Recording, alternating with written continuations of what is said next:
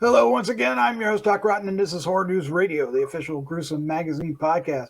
Back with me again this week are the scariest, goriest, bloodiest co-host on the net, and we are gathered tonight to review Scream 2022, the first film of the year.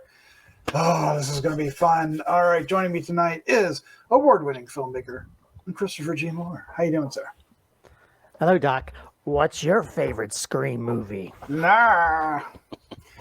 Well, I guess we'll find out. Let's chat about it for an hour and see what it was. All right. Also joining us is we want to welcome back special guest host and film committee member of the New York City Horror Film Festival, the one and only Brian W. Smith. How you doing, Brian? Good. Thanks for having me. Well, I'm happy to be back, and Scream is a topic I hold dear to my heart. Yes. When we did the most anticipated, you spoke about Scream, saying it was one of those films that really connected with you back in the day. And have you enjoyed all the Scream films in between that one and this one, or?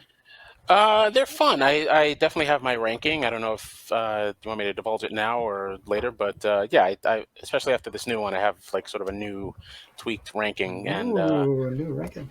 Yeah, but the first one, hit me in college, and I had already had years of experience with Terror in the Aisles and just the whole world of horror leading up to Scream. So I felt like it spoke right to me, and a lot of the characters were peers age-wise, and we've of course all grown with them along the way. So yeah, this new one, I was eagerly anticipating it.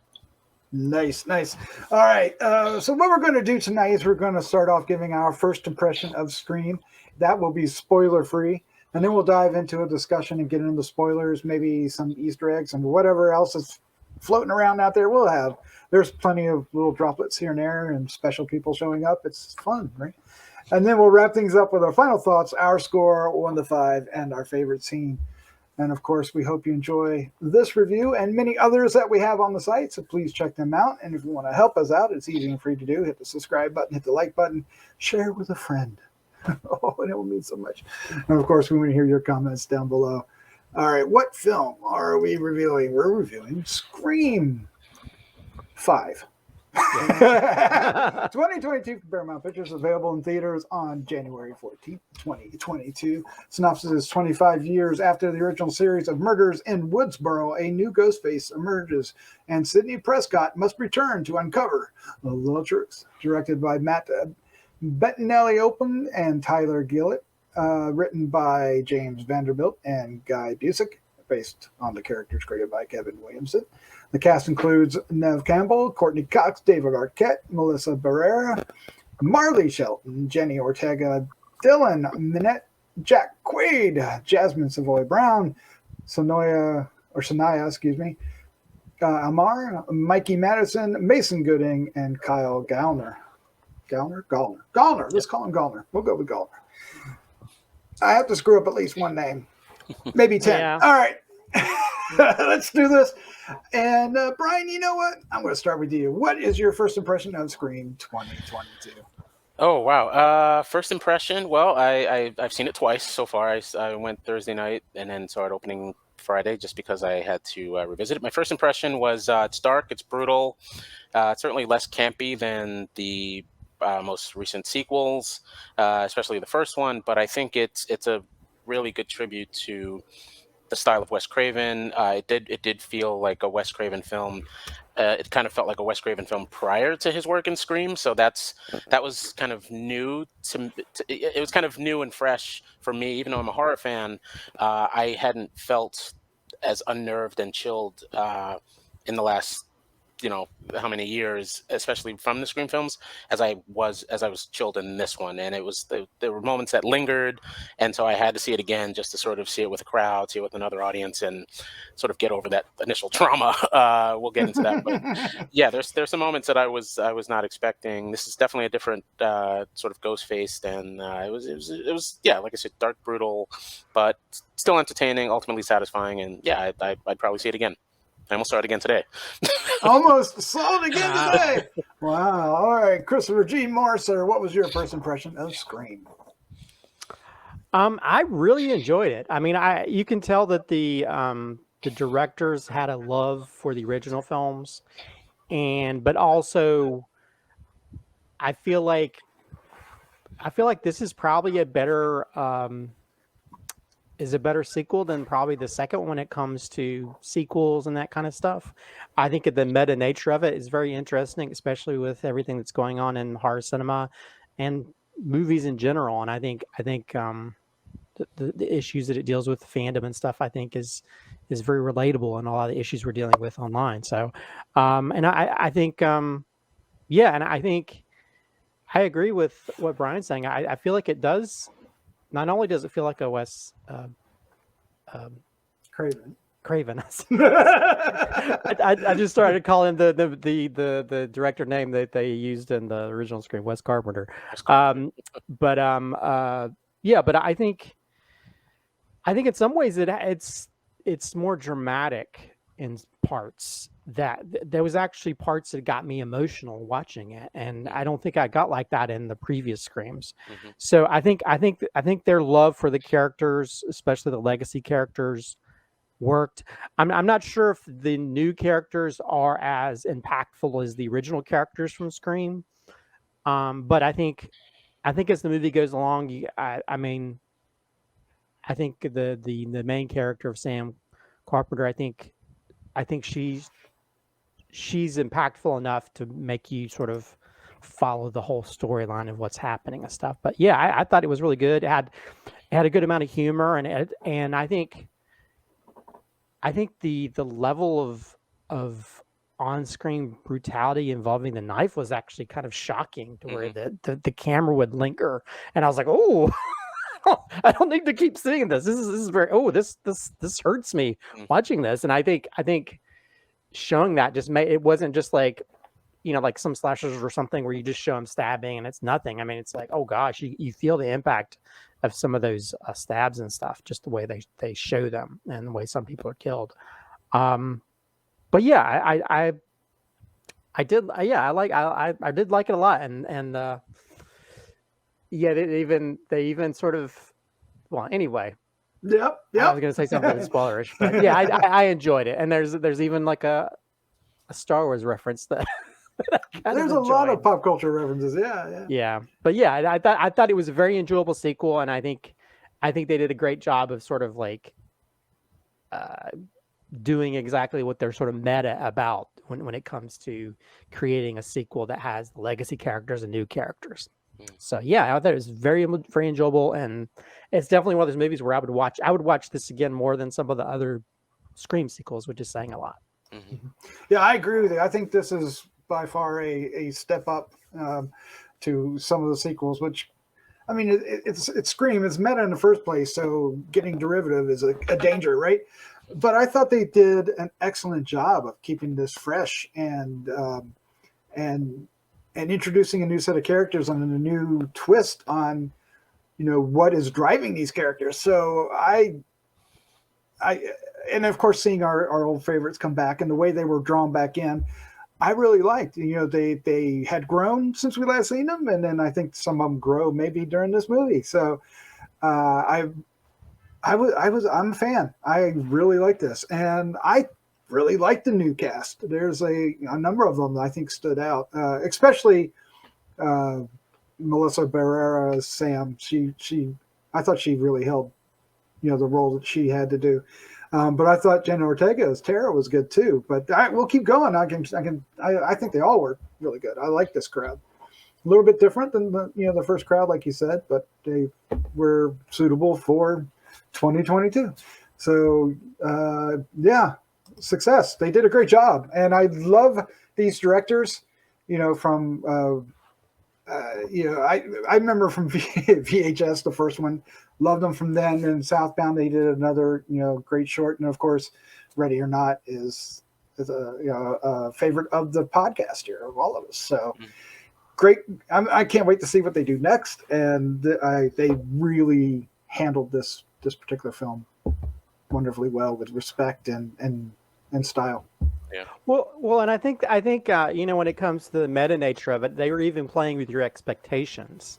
Oh yeah. To where it's like there's a whole thing. I don't know. I found it to be humorous, but there's a part where every time somebody would open a door, you would expect somebody to be behind the door waiting for them, because it's such a trope in horror movies. Mm-hmm. And they did that, like, there's like one scene that they did it like several times. There's nothing there. And I was laughing in the theater because I was like, they're playing with you because you're automatically expecting somebody to show up. And I think James Wan's kind of good with that too, to where like he builds the suspense, there's nothing there, and then something jumps out or whatever. So I like those things. And I think also I like the interesting connection to some of the legacy characters. Yes, I did too. Two of the legacy characters that are no longer living in the universe, in the Scream universe. Yes. I guess we're already in Spoilerville, right? Yeah, let's go ahead and wave the spoiler flag. We are diving into spoilers, so if you have not seen Scream, go see it and come back. Because I think for me, one of the biggest problems I had with some of the previous sequels is when they killed off Randy. Because to me, he was like the heart of the series. He was the one that made the series, I guess, very meta. Because these are the rules of horror movies, and I think having a connection with his sister and like his niece and nephew and stuff, I thought that was really kind of cool, to where they're carrying on the tradition. That they even had like a thing, like their mantle dedicated to their uncle. I just love that, and I think also, because we're already in spoiler, but yeah, the what's his name? Loomis, the other kid. Anyway, Skeet Ulrich's character from the original. Billy Loomis, yeah. Yeah, Billy Loomis. And I think having that connection through her almost having a level of schizophrenia and seeing visions of him and stuff talking, I thought that's a really brilliant way to bring in a character without having some weird way why he appeared. I mean, and I love that addition, even though you could tell they were kind of limited on budget and de-aging him in those scenes, which kind of bothered me a little bit. But at the same time, I think because the idea of it was kind of new and interesting to this universe, because it's almost like a supernatural level, but not, it's a real dark passenger, you know what I mean? Well, yeah. And but I think the one thing that I really loved about this is how, again, they also play with your expectations of who the killer or killers were, and I think that also played her into question, because I could almost see them,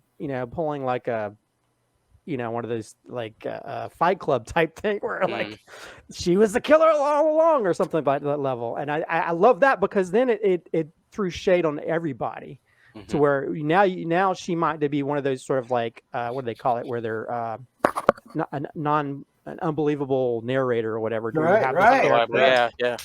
To where you have this character like, maybe she's just seeing what we're allowing us to see, So, and then also how they kind of made everybody sort of a possible killer, which is they did with previous Screams as well. But I don't know, Phil, this one it kept flip flopping to where like, oh, and I was like, it could be that.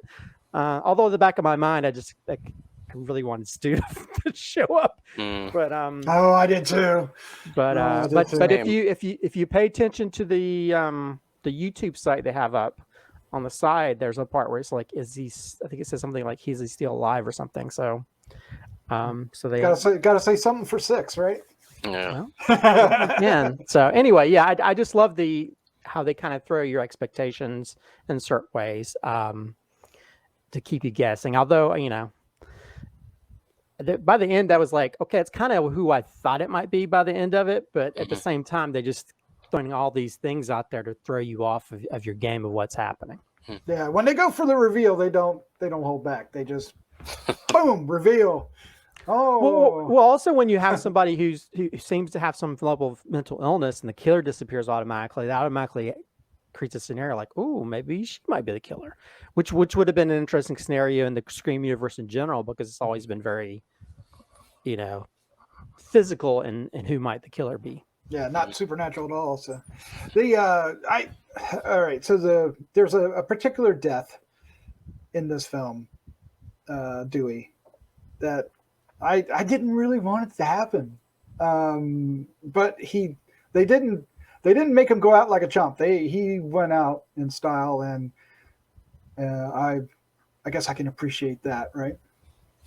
There's a weird rumor, there's conspiracy theorists online, fan theory saying you didn't actually see him in the coroner bag, and I'm like, he's dead. He's gutted. He's He dead. had a toe tag, didn't he? Yeah, well, I mean, it's like, oh, you didn't actually see the toe tag name, but it was like they announced it in the film. The killer acknowledges that he was dead. He's dead. He says, you can't sew all that back up. Yeah, that was a pretty, but I think they kind of prepared us for that with the Judy scene. Which I think was my favorite scene in the whole film, and it was the scene that it was the Judy and Wes scene leading into, of course, Dewey. It was like a 1-2-3 punch in the middle of the film that really had me. It just haunted me for the rest of the film, and then it made the comeuppance of the killers, obviously very satisfying.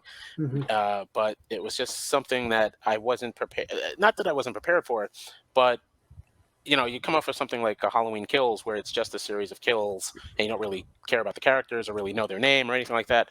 To this, where it's a decidedly lower body count, but it's much more effective in that. I was thinking more about how Judy's rushing home to save her son, right?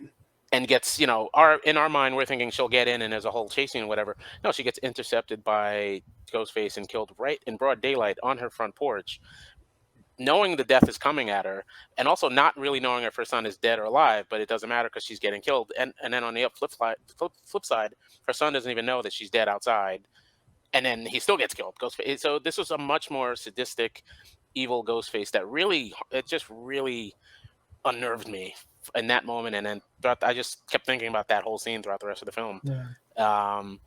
And getting back to the Billy Loomis of it all, I went in honestly with really low expectations, and the marketing and everything was great. If you've ever followed the original trailers for all the other films, they were always cut in such a way that they preserved the mystery. They preserved who the killer was, who was going to die, how they died. You never saw the kill shots. You never saw any of that in the marketing, and they carried that tradition on beautifully with this one. I went in not knowing anything.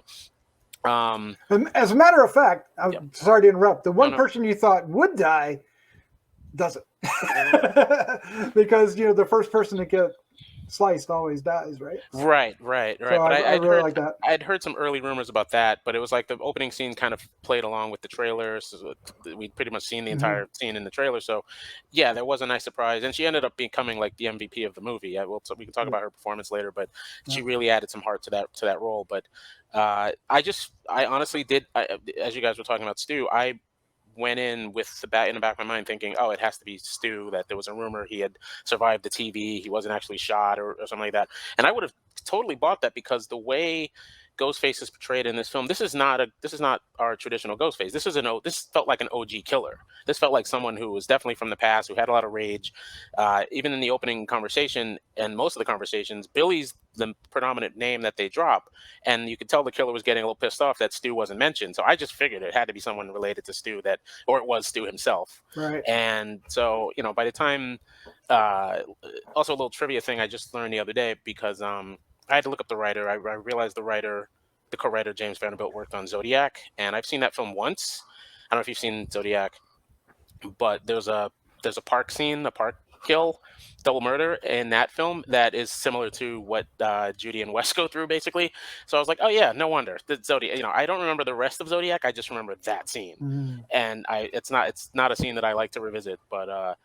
And also a little trivia I learned on IMDb, his wife's name is Amber Freeman. I just learned this 2 days ago. So if I'd known that, then that's the name of the killer.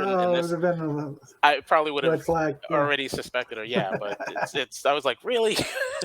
Well, I love again, these Scream movies are always playing into the meta nature of things, making references to other movies, and I do find it very interesting, because if you remember, I think it's the first Scream movie, the girl's like, this seems like a Wes Carpenter film. Right. And we have a character named Wes, of course, is mainly because of Wes Craven, but also Sam Carpenter.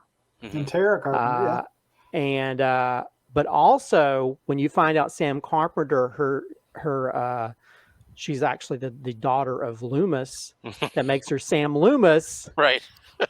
Oh no! Which is Sam Loomis from Halloween. Yeah.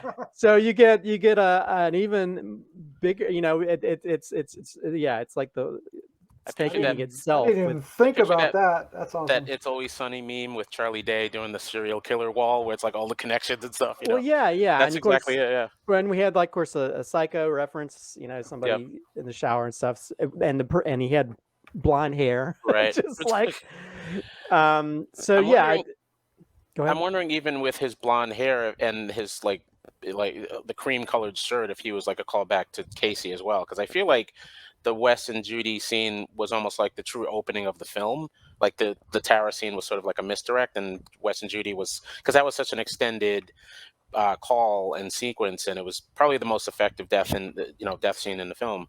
I was wondering if that was maybe the director's way of tricking us and just sort of putting the true opening there. Like that's where the movie really starts, because it basically follows the plot along as it goes literally to the main house from the first film. So I'm wondering if that was... Well, yeah, because that whole opening scene with the receiving call has so many callbacks to that original Drew Barrymore scene, right, from the first film, and it kind of plays around with a lot of those elements, but also contemporizes it, you know, with ability to unlock doors and do all these different things. Mm-hmm. Yeah, the phones have changed quite a bit since the 90s, right? To get to the cast, like you were talking about, you know, the three, well, there's a few others, but the three that come back, Neve Campbell, Courtney Cox, and David Arquette, are absolutely fantastic. And I just want to say real quick, kind of skipped over it earlier, but when Dewey does die, it establishes the stakes and the urgency incredibly well. I mean, it makes the latter half of the film. It's no longer. I mean, it still has humor in it, but it has a little bit more gravity to it because of that, and I really appreciate that. But let's talk about the cast. What do you guys think of the returning cast? Christopher, it's great. Oh, yeah, go ahead. Yeah, I mean, it was good to see them back. You know, I mean, Sidney Prescott's always. Is pretty much a badass at this point, you know, to where she knows is willing to go at it no matter what. And so, and I think Gail, we get to see her character grow a little bit as well, I think, within this episode, you know, because I think she's always been that kind of person who's always been there sort of like for the press of it all. And I think she has like the, you know, as big an arc as some of the other characters in this sequel. So, and Dewey, I think it's interesting to see how his character is sort of gone from, you know, being that sort of goofy guy in the first one to, you know, falling in love with Gail to now knowing that, you know, his basic life's in the dumper and he's just having to watch her every morning and pine after this woman that he's no longer with. And so, yeah, it's kind of, it's good to sort of see these characters to where they're not just like photocopies of what we've seen before. We've seen them like move on to different lives, and there's little also references to characters that were in previous films, because now Sydney's like married to was it Mark Kincaid, yeah. Kincaid. So yeah, I love, and she has a baby now, so it's like all these different things. So there's a reason for her to sort of come back, you know, and finish it once and for all. So yeah, I don't know. I do love. I think this is not one of those things where it's just a money grab, where they just have him show up. You know, it's not like a one day Danny Trejo part in a movie. They're an integral part of what's happening, but also they're also not giving a spotlight to these new generation, new characters that are coming in as well. Yeah, I like how they interacted, the two sets of characters. Brian, any words about our originals? Yeah, I agree. It was great to see them, of course. To see them in these films, obviously, it always raises the stakes because you just never know. I mean, it's been that way. But then again, if you look at like 3 and 4, you know, they do get injured here and there, but it's never really crossed that threshold. That is until we see Dewey die in this film. And then it's not even when Dewey died; it's when Judy got horribly wailed on. Like I'll always go back to that scene just because it was so. I don't think outside of maybe Suspiria, I don't think I've ever seen a character die that horribly. It really bothered me. It really. Yeah, I guess we should. I mean, Marley. that was my. I paid my ticket. I paid for the ticket to see a horror film, and it delivered on the horror. It delivered on horror that I feel like I hadn't seen in so long. And I watch a lot of horror movies, and it's just I feel like horror has been there's been a lot of safety, and it hasn't gone that rough, or maybe it's just it's either all or nothing, but it's that there's never been that middle ground where you actually feel something for the characters. But returning, in terms of like the returning characters, yeah, I mean, I was, I do feel a sadness for Gale. I feel like, you know, especially in part 4, where it feels like she's sort of at the tail end of, it's almost like she senses she's at the tail end of her career, but she's still chasing those stories. But, you know, here's Sidney with her successful book and everything, and ever since then I feel like Gale has always felt like she's got to just keep surviving in the industry as much as possible. So there is a bit of a, you can tell the history on her face, you can tell the history in her actions and how she's sort of weathered, you know, as I may use a bad pun, but I think that I think, yeah, Sidney, I like the progression of all the characters. I like seeing that continuity and obviously the respect from the writers and the directors bringing them back, and they wouldn't have come back if, you know, it wasn't a true blue screen film, and that's what I appreciate, that it's not just a money grab. Yeah. I mean, they'll get their money, but it feels well earned, and you know, we'll get into the new cast. Obviously, I wasn't expecting to really like them either, but especially after like the last couple of films, but they were really good. They were nice additions to the team, and you know, by the ending, I'm like, do I want to see another one? Because they're just going to come back to die. I don't. Yeah, like that's true. the thing. I don't want to. I don't. It's like, okay, they've been through that. You know, that's how the first one felt. It was like. But can they really pass the torch? I mean, can they pass the torch to Sam and Tara? I mean, do the originals have to come back? The OGs? Well, Tara seriously needs to heal. I guess because she's. Don't they all? Yeah, they all need to heal. Who knows where they're going to go with it? I could almost see a scenario where it's almost like a Michael and Laurie situation, because we know Sam now has that killer instinct, and either she's going to use it for good or evil.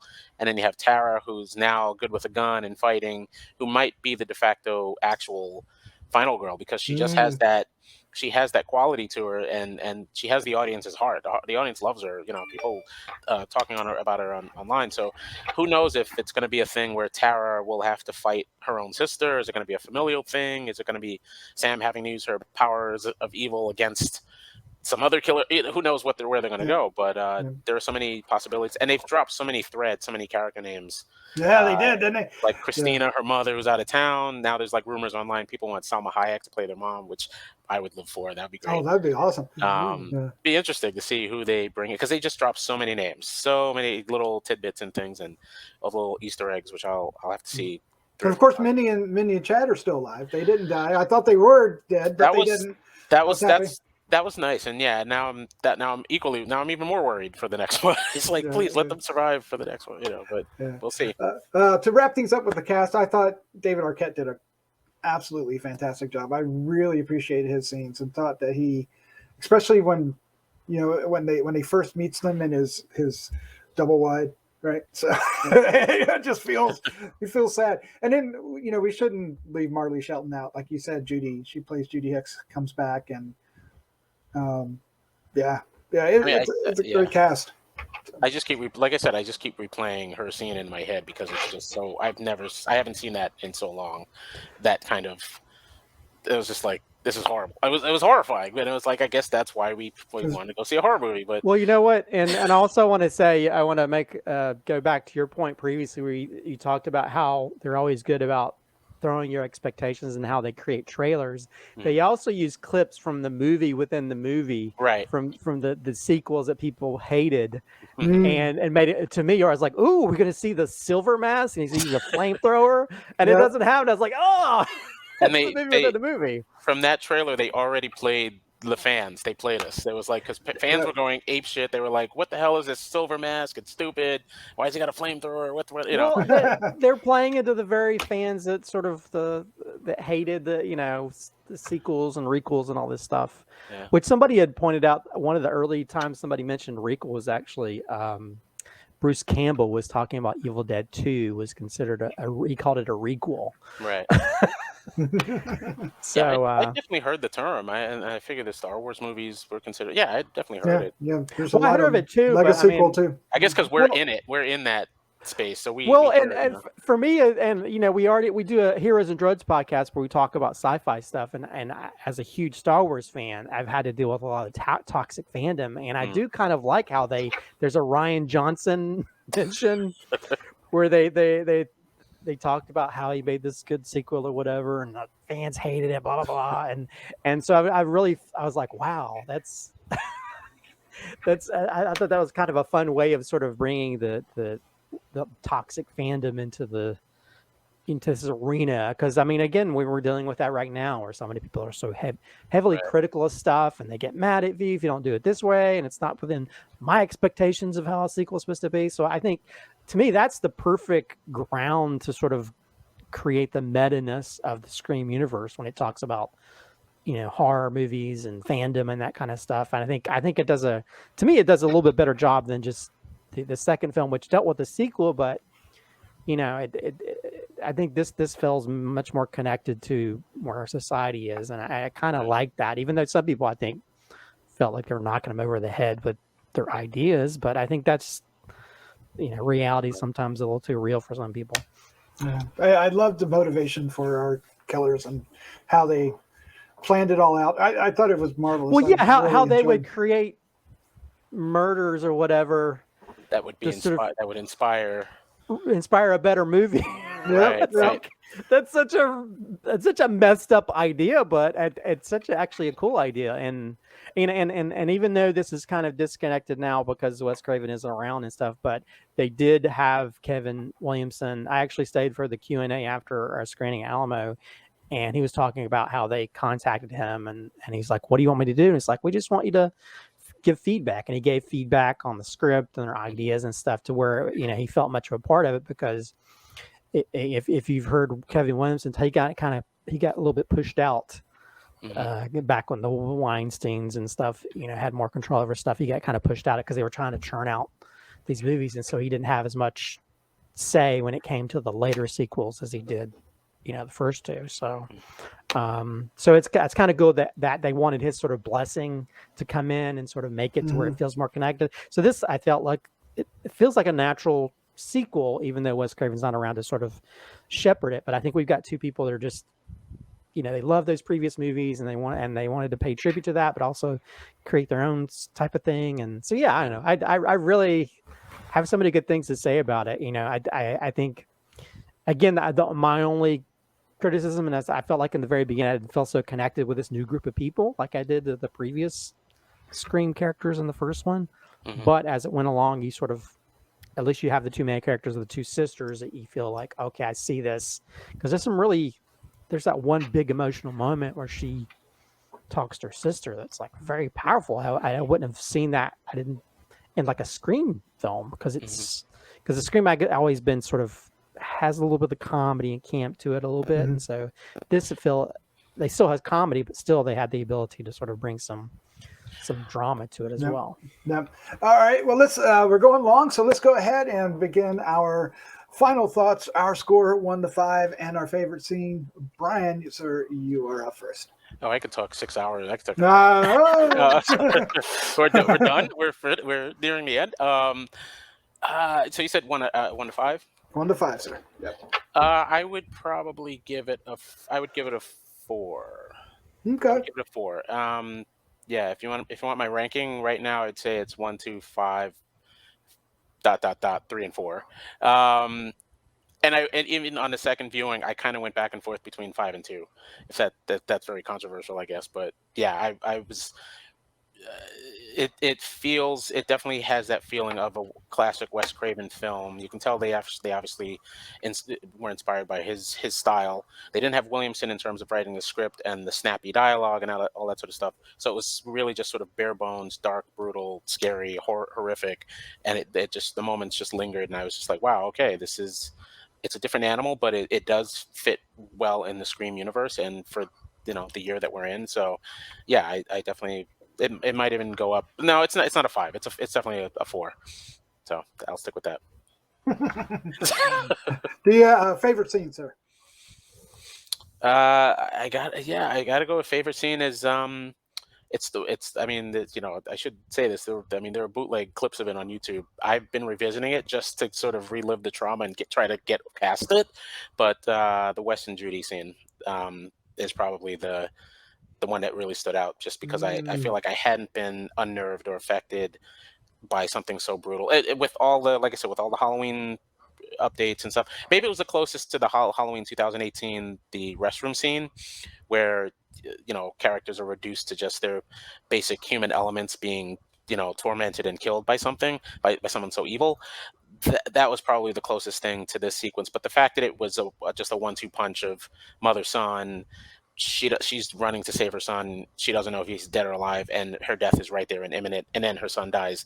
They still kill him anyway. So that psychologically, I left the theater thinking, wow, Ghostface is a real asshole in this movie. But it was great. It was great in the fact that he lived up to the threats of Roger L. Jackson's voice, and the threats that he promised.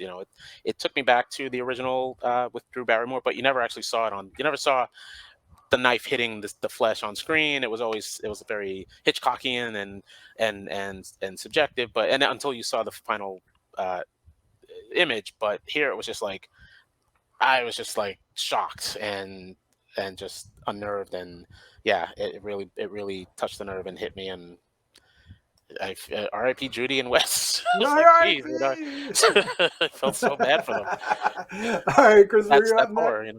Yeah, you're up next, sir. Your final thoughts, your score and favorite scene.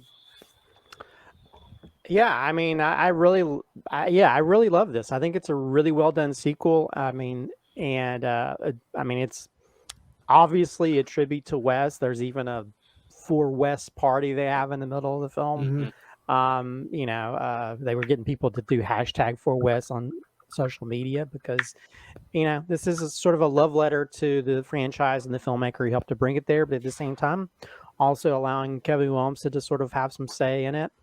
But also take it to a different level. I agree. It's the previous films, I think, that definitely had the stabby element, not to the level of there's a knives in the cheeks that are like, oh man, that was the camera doesn't. There's the scene where the camera doesn't go away and it goes into his cheek, and I was like this in my seat. I was like, oh God, let's cut away, please. This is I don't like this. This is, the brutality of it just makes it, oh God, you don't want to be killed by this Ghostface because he's gonna make you suffer. Right.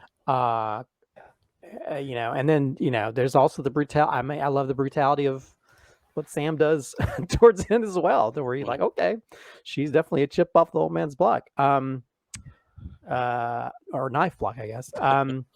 But yeah, I really loved it. I love a lot of the references to movies and horror movies in general. I love some of the new characters. I think the way they spend Loomis's character back into it, I think. Yeah, that was smart. I like that. Having Skeet Ulrich sort of, be this sort of ethereal version of himself. I think, was a great way to sort of bring in a legacy character in a different way that you don't see in these films. But yeah, I really enjoyed it. I love the brutality. I love the humor. I love we get the spirit of Randy through his two family members. I just love that. I love that aspect of it, to where it's like he's even willing to not have sex with his girlfriend because he figured Ghostface is gonna kill him. So I love that. I feel like, because I never thought anybody could be just as sort of weird geeky as Randy was, but they were fulfilling that 100%. So, and there's like so many great moments of there's a great moment like when they're going in when the two the one sister is going with the other girl up the stairs, and they have this whole back and forth, like, well, maybe you're the killer, and maybe I should go. Yes. I mean, there's like so many things that, like, if you're thinking about horror films, like, I shouldn't go down to the basement myself. I mean, there's just, oh no. There's even this almost like the Spaceballs moment where she's like watching what her uncle did while she's on the couch, and I don't know. Let me stop. I'll mention so many great parts of this. You know what? I'm going to give it a 4.25. Nice. I really, even though I haven't seen it twice like Brian over here, I did want to go see it again because I really enjoyed it. And I think I've, more than a lot of movies, I've thought about it more and more. Right. Just the ideas in it, and some of those moments that I think really worked, and And this is probably a weird thing, but my favorite scene is actually between Sam and Tara when she admits to her that she's, the daughter of one of the killers. Yes. And it's a very emotional scene. And I just both of their responses to it, I think are just, you could feel this connection between these sisters, but at the same time, you could feel this strife and issues between the two. And I think that scene was very powerful. And I don't think I've ever seen a scene that dramatically interesting in the Scream films previously, because I don't think they had that kind of tone. And to have that a part of this, I think added that extra element that made it, kind of interesting to watch. So I think that's probably my favorite scene, but there's like so many like geeky type scenes that I could probably pull out as well. You could, easy. Yeah, I had a great time with this, and Brian, I would put this at number 2 in the list. It would be 1, 5. It definitely would be. I think this is. I just thought it was inventive. It's emotional. It's funny. It's scary. It's gory. It's tense. They really made a well-rounded horror film that is meta without being too meta, and it's funny without being campy, and it's gory without being, well, it was kind of gross. Maybe I can't go there, but I thought they did a great job, and I loved the characters that came back and how they matured even further, because we saw them 11 years ago. Holy crap! 11 years ago. Yeah.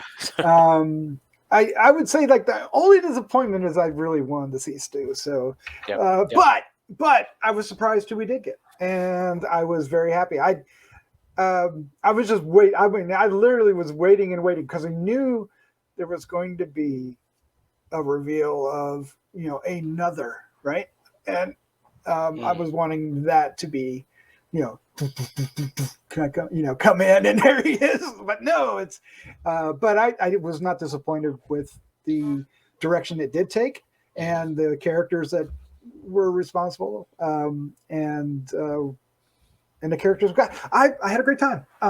It certainly, all right. Yeah. We're only a couple weeks in, so it's my favorite movie of the year. Hey, that's easy to say at this point. So I'm going to give it 4.25 as well. I really am. I really enjoyed this. And I just put it out there. Is Kirby coming back for number 6? I don't know. Would she? I don't know. My favorite scene. Well, her name's listed in the YouTube. That's what I heard afterwards. Yeah, I missed it. Yeah. It's in there if you look. My favorite scene is the kitchen scene and the fire. Oh my God! What a great way, and the reaction on their faces. It was just like. It was just hilarious. I mean, you got to think. Had you seen Once Upon a Time in Hollywood? Yes. Did you know that was the same Manson girl? I didn't realize that until after I saw it. That got flamethrowed. So it's like oh, she got through it. Oh my God. And that was equally cathartic in that film. This film, I was probably the most vocal I've ever been in the movies. I was cheering, like I was almost in tears. Like that's how cathartic it felt, and especially when Sam goes to town on Richie. But when Amber is set aflame, I was like, I was really just loving Gail and Sidney even more. Oh, I didn't realize that's the same girl. Yeah. That's so funny. Well, also, so funny. And I'm glad I didn't know that before. I didn't realize that because I probably would have picked her as the killer right away, There are two reasons. Right. Well, also that punchline that's kind of like goes back to the very first scene of, it's like, I like the Babadook better. I know the Babadook. Yeah. A24 got a lot of love in this film for some reason. I don't understand. I watched a review of this film. I've been watching a couple of reviews, and someone mentioned how funny that callback was about, and we're talking about how fan culture, how she's this person that likes the sort of elevated horror, gets the shit beat out of her throughout the entire film and still comes out on top and says, I still like the Babadook. Like that was probably the directors and writers thinking, this is a funny gag because that's essentially someone online getting ripped apart by Twitter who's controlled like crazy. Constantly ripped apart, but she comes back and fights back swinging, and she's possibly our new final girl. So. I think so. That's the last word. So yeah. What was Richie's line? He goes, "Stop ruining my ending." Yes.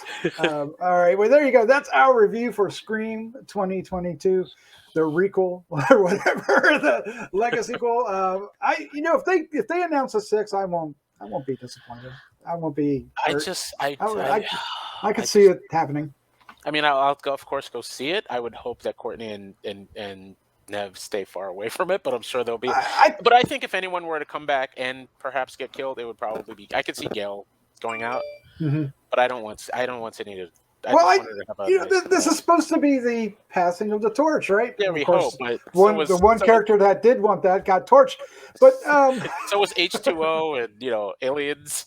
It was supposed to be the ending, and then they come back and ruin everything. We'll see. I mean, I like our 2 leads. I would be happy to see them take over and be our leads. Matter of fact, I'd like all 4 of them to come back.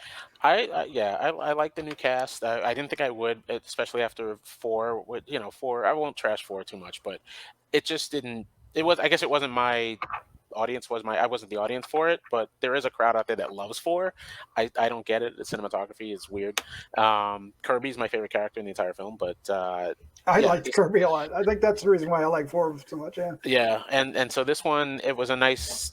No one will ever top, of course, the original cast because they all sort of brought their own little quirkiness to it. But this one, I think, it was a nice surprise that the young cast was really good. And again, I don't know if I want to see them come back and die because we know what Ghostface is capable of now. And Yeah, I think this made Ghostface scary again because I think the other sequels kind of made him a little schlocky. I mean, he was always kind of schlocky and goofy, but the whole series has rested on the strength of the Drew Barrymore scene. It never quite reached that intensity, but they got campier as they went. And then watching this, like if you compared Principal Himbry, Henry Winkler, God bless him, like overacting while he's getting stabbed, and the music music is over the top and big and stuff. You compare that, it's still campy, and then it goes right into School's Out, and you flash forward to now, and I said, I may need therapy just from watching Marley Shelton horribly stabbed, and it's just they really captured that brutality on screen in a way that we've never seen with Ghostface, and he really has that menacing. If you play Dead by Daylight, that's kind of his finishing move, is the gut thing. And it's disturbing in the game, so I'd never seen him actually do it in the movie. So I think maybe that was a callback to the game. They did it. Yeah, they did it here. Yeah. All right. Well, of course, leave your comments down below. Let us know what you thought of Scream, and what do you think of another Scream? Would you like that? I'd love to hear your thoughts. All right, Brian, Christopher, thank you so much for joining me. This was. It was so much fun. It was more fun than I anticipated. This was great. Thank you. Thank you. Yeah, I'm glad this film ended up being better than what it could have been. It could have been a train wreck. Yeah, it really could have been. But that ending was so satisfying. So satisfying. All right, let's say good night, guys. All right, good night. Good night.